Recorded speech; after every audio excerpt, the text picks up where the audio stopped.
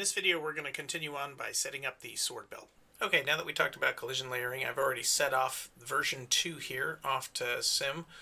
Version 1 is still simming, so I can always look at that if I need to. It's at 1%. So let's continue on with our setup of the sword belt. So I do like the idea of the sword belt also being a volumetric fog converted to a polygon. So I'm going to copy these two nodes right here, same settings, and I'm just going to move them over here. And it'll be between the paint and it'll be between the remesh on the sword belt. So I'm just going to paste those there real quick. Pipe them in. Let's see what we got from that. Ooh, that looks bad. Let's see here. Let's go to 0.5. Oh, that looks pretty good. Let's go a little lower on this. Just let's see here, 0.03. Yeah, that looks pretty good. That keeps the shape better. It's less jaggies along the edge here. So let's do our attribute transfer here. So let's just drag this down a little bit here. Let's just check our collision group is the sword belt. We're not really avoiding anything at the moment. Our collision layer, as you'll see, set was in the previous set in the previous video, so we know how it's going to collide with everything in the larger scheme of things. If you're not familiar with that, watch the previous video on collision layering. Okay, now that we've got that, let's go ahead and just clone the setup that we have from this previous one. So I'm just going to copy that, slide over here, just hit Control V. Let's just pipe this guy in here like that. Still has the same collision object here, same exact attributes, all the same exact attributes. Let me just walk down here and make sure I've got everything. The one thing I do want to paint though is where animation's going to stay, and I really want this to follow the scabbard. So let's go back and paint that. Instead of mask, we'll go to our attributes and we'll paint animation. Here I'm just painting red where it connects to the scabbard and up on the waist in the background, just so it kind of stays hitched up on the waist. I want to note here that these are just initial values. I do iterate over this many times through the course of building this video, and I do change these values later on. So these are just initial settings. So it's going to follow animation generally as best it can. The other part of the belts, though, I kind of want them to flop around a little bit. So I think what we'll do is we'll go down here to the stitch. Okay, let's take a look at this attach node real quick here. Let's see if it's got some settings we like.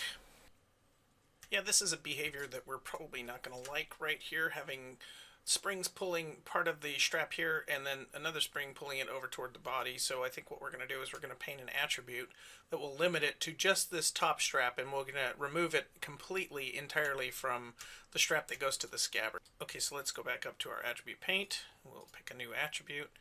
Let's see what we have here. We have animation. Let's go ahead and create a new one. We'll call this one sword belt attach. Sword belt attach. We'll switch to that. I'm going to turn off this body, the visibility of the body here, and then I'm going to just paint the color red, which would be a value of 1, just on the upper belt itself. And then leave purple, which is 0, on the value of the strap that actually connects to the scabbard. Let's go back to the attach constraint and turn it on and set our new attribute as a limiter here and see what we get.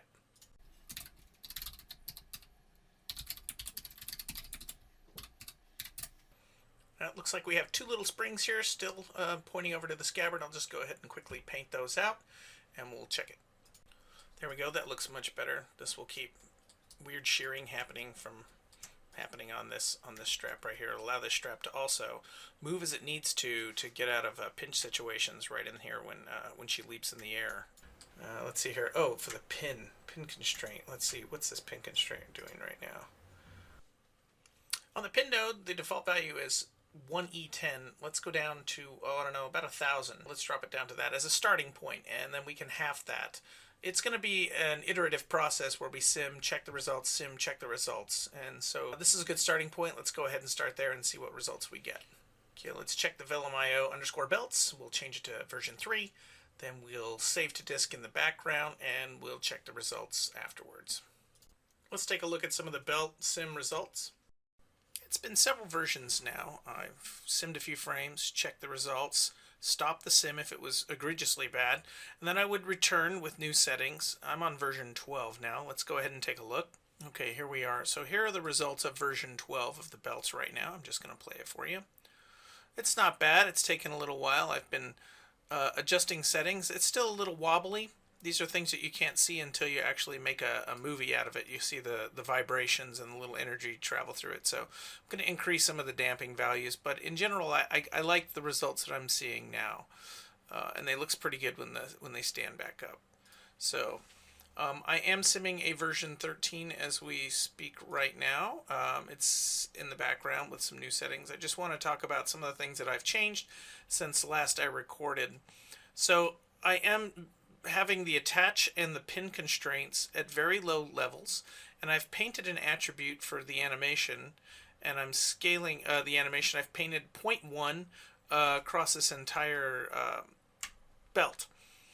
0.1 everywhere, and then just high values were on the shoulders, on the behind the shoulder where I wanted to, and I'm scaling by this attribute, and I have a really low value. So 0.1 is actually going to be like this, somewhere very close to 10 to the 7th, to be very loose. When I save it there, it's going to be that on the vast majority of the belt, and you can see I don't even have any animation on this little flappy part right here. But I'm also using that to combine with the attach constraint. So for the attach constraint, I also left that little flappy there, limited the distance, and I went with really low values as well here. I started slowly inching them up. So the tangent constraint just kind of keeps it close to the body, but the stiffness constraint is also just kind of keeping it in place to where it is. So after much iteration, I've kind of come up with these settings right now, and it looks pretty good when you combine them together. So I have a video after this where I added this all to the combined values, and we're starting to see some decent results.